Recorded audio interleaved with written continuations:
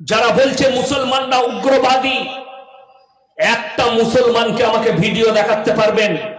আমি यासीन, যতগুলো ভারতের বাংলার मीडिया আছো, हिंदुस्तान के जितने मीडिया वाले हो, जितने भी कुत्ते मीडिया भौंक रहे हो, अगर तुम्हारे अंदर दम है तो एक वीडियो क्लिप दिखा दो जहां पर मुसलमान ने रैली निकाली और मंदिर के ऊपर चढ़कर इस्लाम का झंडा लहराया।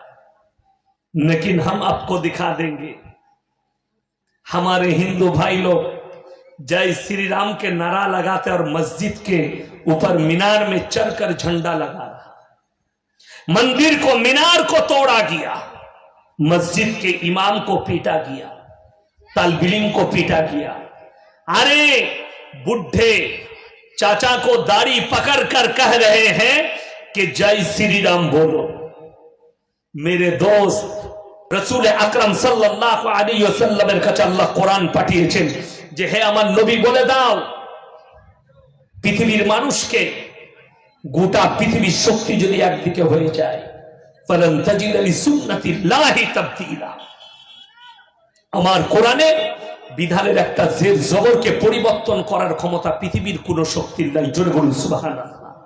গোটা পৃথিবী যদি একদিকে দাঁড়িয়ে যায় আর কোরআনকে মিটাবো বলে, আমার আল্লাহ কোরআনে ওয়াদা করেছেন ইন্না নাহনু নাযালনা যিকরা ওয়া ইন্না লাহুল হাফিজুন। এই কোরআনকে আমি আল্লাহ অবতীর্ণ করেছি, কোরআনের হেফাজতের দায়িত্ব আমি আল্লাহ নিজে নিয়েছি। জোরে বলুন সুবহানাল্লাহ। কোরআনের হেফাজতটা আপনার মসজিদের তাকে কোরআন রাখাতে নেই, মায়েরা জুস্তানে লেপটিয়ে আলমারিতে ভরে রেখেছে ওইখানে নন। কোরআনটাকে আল্লাহ হেফাজত করেছেন একজন হাফিজে কোরআনের সিনেতে। মাদ্রাসা তালিব ইলম দাঁড় করান, 30 পারা কোরআন আপনাকে দাঁড়িয়ে শুনিয়ে দিবে। জোরে বলুন না সুবহানাল্লাহ। সব কোরআন জ্বালিয়ে দাও, একটা হাফিজে কোরআন জিন্দা থাকবে ইনশাআল্লাহ। ওইরকম 100 কোটি কোরআন আবার ছেপে চলে আসবে। আল্লাহ সিনের মধ্যে গেঁথে দিয়েছে 30 পারা কোরআন, হাফিজে কোরআন দে। আর পৃথিবীর কোন শক্তি চায়? আসামের মুখ্যমন্ত্রী হিমন্ত বিশ্ব শর্মাজি তিনি বলছেন हमारा लक्ष्य है इस्लाम मिट जाएगा, मिट जानी चाहिए, करुणा की तरह मिट जानी चाहिए। मेरे दोस्त, आप तो सीएम है असम के, आपको मैं सलाह दूंगा कि जरा गौर कीजिए दुनिया के इतिहास पर। फिराउन आया था मूसा को मिटाने, खुद मिट गए। नमरूद आया था इब्राहिम को जलाने, खुद मिट गए। फिर दुनिया की कौन सी ताकत है जो इस्लाम को मिटा दे? जो बोलून ना सुभान अल्लाह। जे अल्लाहर हबीब मक्का থেকে মদিনা, মদিনা থেকে গোটা পৃথিবীতে তিনি একা মেহনত শুরু করলেন কালমা। আজকে গোটা পৃথিবীতে 250 কোটি মুসলমান। জোরে বলুন সুবহানাল্লাহ। দুঃখটা একটাই, গোটা পৃথিবীতে এখানে যারা শিক্ষিত বসে আছেন, আমাদেরকে যারা টুপি দাড়িওয়ালাদিকে যারা গালি দিচ্ছে, তাদেরকে অনুরোধ করে বলে যাচ্ছি যে আপনারা গালি দিবার আগে একটা কথা ভাববেন। যারা বলছে মুসলমানরা উগ্রবাদী, একটা মুসলমানকে আমাকে ভিডিও দেখাতে পারবেন? আমি यासीन, যতগুলো ভারতের বাংলার मीडिया আছো, हिंदुस्तान के जितने मीडिया वाले हो, जितने भी कुत्ते मीडिया भौंक रहे हो, अगर तुम्हारे अंदर दम है तो एक वीडियो क्लिप दिखा दो जहां पर मुसलमान ने रैली निकाली और मंदिर के ऊपर चढ़कर इस्लाम का झंडा लहराया। लेकिन हम आपको दिखा देंगे। हमारे हिंदू भाई लोग जय श्री राम के नारा लगाते और मस्जिद के ऊपर मीनार में चढ़कर झंडा लगा रहा, मंदिर को मीनार को तोड़ा गया, मस्जिद के इमाम को पीटा गया, तालिब को पीटा गया। अरे बुढ़े चाचा को दाढ़ी पकड़ कर कह रहे हैं कि जय श्री राम बोलो। मेरे दोस्त, याद रखना, तुम अगर हिंदुस्तान के सारे मस्जिद को तोड़ दोगे तो इंशाअल्लाह हमारे दिल और दिमाग से अल्लाह और रसूल के मोहब्बत को नहीं मिटा सकते। एक मर्तबा सोच लो, हम हमारे रसूल को आंखों से नहीं देखे। क्यों देखे थे अल्लाह नबी के? फिर भी हम इतने मोहब्बत करते हम रसूल से। हमने अल्लाह को नहीं देखा, फिर भी हमारा जान इस्लाम के लिए कुर्बान है। तो आप सोच लो।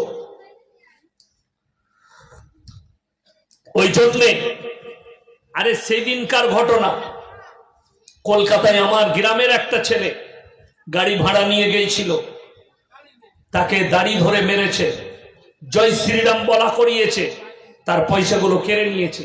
যেদিনে দুর্গা উৎসব ভাসান হয়, সে আমাকে শিকায়ত করলো, হুজুর কিছু করা যাবে না। আমি বললাম ওটা ওখানেই পুলিশকে জানাতে হতো, আর কিছু করার দরকার নেই। যারা মনে করছো, শোনো, जो लोग समझ रहे हैं मुसलमान अकेला मिल गया, इसको पकड़ के मारो और इससे बोलो कि जय श्री राम कहो, सुन लो, ग्रुप में शिकार सुअर करते हैं और अकेला शिकार शेर करता है। अगर दम है तो अकेला आके शिकार करके दिखा। ग्रुप पे क्या शिकार करता है? ग्रुप में तो सुअर शिकार करता है, ग्रुप में कुत्ता शिकार करता है, लेकिन अकेला शिकार करता है कौन?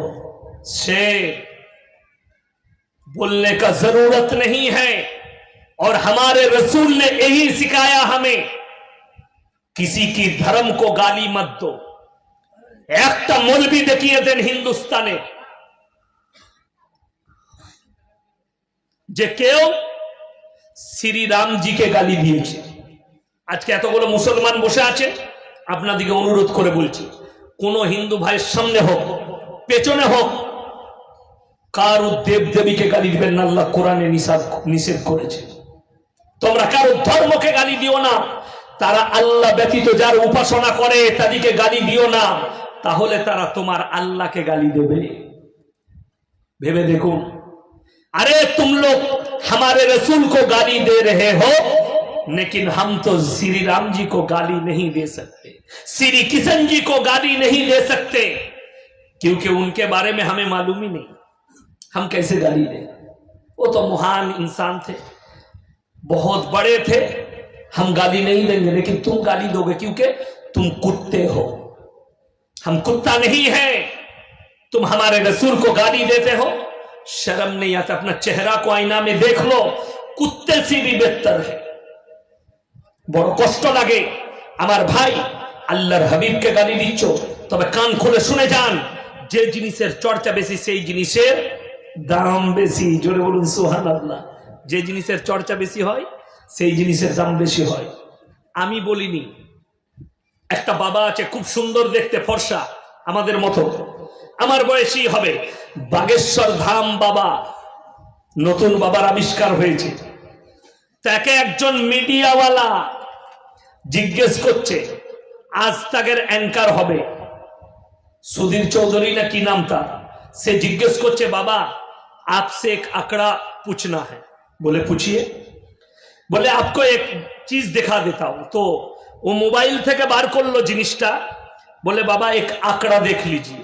बोले कौन सा आंकड़ा? 2015 से 2021 तक, 2015 থেকে 2021 পর্যন্ত কতগুলো অন্য ধর্মের মানুষ ইসলাম কবুল করেছে, কতগুলো অন্য ধর্মের মানুষ সনাতন ধর্ম কবুল করেছে। এই আঁকড়া বাবাকে দেখাচ্ছে। বাবা বললে দিখাইয়ে। বাবাকে দেখিয়ে দিলে कि दूसरे धर्म से অন্যান্য ধর্ম থেকে ইসলাম কবুল করেছে 13 লাখ মানুষ। জোরে একবার বলবেন না সুবহানাল্লাহ। 13 লাখ, আমরা বলি না, মিডিয়া বলছে। 13 लाख लोग इस्लाम को अपनाया। बाबा ये भी आंकड़ा देख लीजिए, दूसरे धर्म से सनातन धर्म को कितना लोग अपनाया। 5 বছরের ভেতরে মাত্র 30,000 লোক সনাতন ধর্মে এসেছে। बोले इसका अंतर कितना है, माने यार पार्थक्यটা কতটা? बाबा बोलছে आसमान और जमीन का फर्क है, आसमान और जमीन का फर्क है। अगर इस्लाम दहशतगर्द है, इस्लाम अगर इतना खराब है, 13 लाख लोग इस्लाम को कैसे अपना लिया? अरे ये छोड़ो, अरे भौंकने वाले कुत्तों, कान खुलकर सुन लो। अगर इस्लाम इतना खराब है, दुनिया की सबसे बड़ा डांसर माइकल जैक्सन ने इस्लाम कबूल कर लिया। सोचो इस्लाम इतना खराब है कि दुनिया की सबसे बड़ा बॉक्सिंग फाइटर मोहम्मद अली ने भी इस्लाम कबूल कर लिया। दुनिया की इस्लाम इतना खराब है, पाकिस्तान के क्रिकेटर यूसुफ यूहाना मोहम्मद यूसुफ बन गया। जोरे बोलूं सुभान। লন্ডনের একটা গায়িকা এই বছরে ইসলাম কবুল করেছে। সে এত সুন্দর কোরআন তেলাওয়াত করেছে, শুনে রেখে দেন, কিয়ামতের পূর্বে গোটা পৃথিবীতে ইসলাম প্রচার হয়ে যাবে। জোরে বলুন সুবহানাল্লাহ। রুখতে পারবে না। ইসলামের গতি খুব তেজ, খুব দ্রুত গতিতে ইসলাম ছুটছে। আপনারা বুঝতে পারলেন? 5 বছরে 13 লাখ। এই বয়ানটা যখন মুদখোর আর গোবরখোররা শুনবে, गाए জ্বালা ধরবে। अरे ये मेरा आंकड़ा नहीं है, मीडिया वालों का है, तुम्हारा बागेश्वर धाम बाबा का आंकड़ा है, मेरा आंकड़ा नहीं है। हमें क्या मालूम कौन इस्लाम कबूल कर रहा है, कौन नहीं कर रहा है। लेकिन मैं कहूंगा, जो हमारे रसूल के ऊपर उंगली उठा रहे हो, एक मर्तबा बायोडाटा मोहम्मद सल्लल्लाहु अलैहि वसल्लम हमारे रसूल का अखलाक पढ़ के देखो, तुम भी कलमा पढ़ने में मजबूर हो जाओगे। पढ़ के तो देखो, तुमने पट्टी बंद कर रखा है। अरे हमार कमेंटेर नीचे একজন লিখেছে, এগুলো মাংস খাওয়া মৌলবি লিখেছে, শরীরটা মাংস খেয়ে খেয়ে মোটা করেছে একজন লিখেছে। আমি বললাম আল্লাহর শুকর যে আমরা গোশতখোর মৌলবি, আল্লাহর কৃপা, মুতখোর গোবরখোর নয়। কথাটা বুঝতে পেরেছেন না? মুতখোর গোবরখোর নয়, আল্লাহর কৃপা। আমার ভাই, আল্লাহর কৃপা আমরা দুধ খাই। আচ্ছা, আপনাদের এখানে গায় আছে না নাই? গায় আছে। আচ্ছা, কোন গায়ের বাচ্চাকে দেখেছেন মুত খায় না মায়ের দুধ খায়? কথা বলে না? দুধ খায়। একজন প্রশ্ন করেছে, আরে বাবা आप लोग गाय का गोश्त खाते हैं, আপনারা গায়ের গোশত কেন খান? আমরা মা বলি ওই জন্য খাই না। আমাদেরকে বলে তোমরা তোমার মায়ের গোশত খাও, তোমরা তো মা বলো মাকে, মাকে কেন জবাই করে খাও না? আমি বললাম এটা যদি তোমার যুক্তি হয় যে মায়ের দুধ খেলে আমরা মায়ের দুধ খাই, তা মাকে কেন জবাই করে খাই না, তাইলে আমি বলবো যে তুমি গাইকে মা বলছো দিয়ে তার গোবর আর মুত খাচ্ছ, তোর মায়ের কেন গোবর মুতটা খায় না? খবরটা বুঝতে পারেননি? আরে মা বললে তাকে ইজ্জত করা যায়, যাই না? যাই না। মা কোথায় থাকে? গোয়ালে না বাড়িতে? বাড়িতে। বড় দুঃখের বিষয়, বললে গোশত কেন খাচ্ছ? আমাদের দুঃখের বিষয়, আমি কোন ধর্মকে গালি দিতে চাইনি। তোমার ধর্মে তুমি মা বলে বিশ্বাস করছো, করো, কিন্তু তুমি আমার ধর্মে আঘাত দিবে এটা কিন্তু মানা যাবে না। আল্লাহ আমার ধর্মে, ইসলাম ধর্মে গরুর মাংসকে হালাল করেছে, এবং কেউ খেতেও পারে, নাও খেতে পারে, রুচির ওপরে। এখন আমি গরুর মাংস কম খাই। কেন খাই? ডাক্তার আমাকে নিষেধ করেন, খেতে পারি, 1 পিস 2 পিস খাই, কখনো কখনো খাই, না হলে খাই না। ডাক্তারে নিষেধ করেনি, নিষেধ নেই। যেদিকে ডাক্তারে নিষেধ করে তারা খাই না। ঠিক বললাম না ভুল বললাম? খাই না অনেক মানুষ আছে। আমার আব্বাজি আজকে 10 বছর হয়ে গেল গরুর মাংস ছই না, খাই না। ডাক্তার নিষেধ করেছে, গরুর মাংস খাওয়া যাবে না, শরীর দুর্বল, খাই না, অসুবিধা কিচ্ছু নেই। তা বলে কি তিনি মুসলমান নয়? আরে গাই কাটা বন্ধ করবে, কাল থেকেই গরুর মাংস বন্ধ করে দাও। হিন্দুস্তানে বড় কষ্ট লাগে, হিন্দুস্তানে যদি গাই কাটা বন্ধ করে দাও, আমাদের খাবার আর কিছু নাই। ছাগল খাবো না, খাবো না, কথা বলে এত ছাগল খাবো তুই আর শুনতেও পাবি না, এত ছাগল খাবো তুই আর শুনতে পাবি না। ছাগলের কিলো কত? 700 টাকা। এত খাবো 1200 টাকা করে দেবো 6 মাসে। কষ্টের বিষয়। নাউজুবিল্লাহ। তোমরা কেন গালি দাও? আমাদের রাসূলকে গালি দাও, অথচ আমরা কারো ধর্মকে গালি দিই না।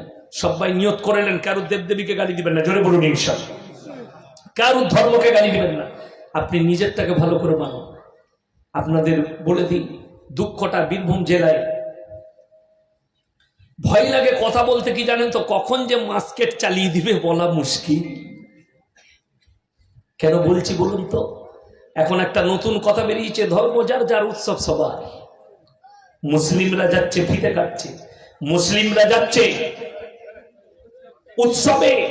এটা কত দুঃখের বিষয় না। লা ইলাহা ইল্লাল্লাহ ওয়া লা ইলাহা ইল্লাল্লাহ, তোমরা দুটো নৌকায় পা দিও না, একটা নৌকায় পা দাও। সাবধান করে যাচ্ছি। ধর্ম যার যার, উৎসব সবার, এটার নাম সম্প্রীতি নয়। সম্প্রীতি হচ্ছে ধর্ম যার যার, উৎসব তার তার, এটাই সম্প্রীতি। তোমরা আমাদের পাশে, মসজিদের পাশে মন্দির থাকবে, মন্দিরে পুজো হবে, আরতি হবে, মসজিদে আজান হবে, নামাজ হবে, এটাই হচ্ছে সংস্কৃতি, এটাই হচ্ছে আদর্শ। কিন্তু এটা নয়। ওই জন্য প্রত্যেকটা ভাইকে বলবো, আজ থেকে নামাজি হবে, জোরে বলুন ইনশাআল্লাহ।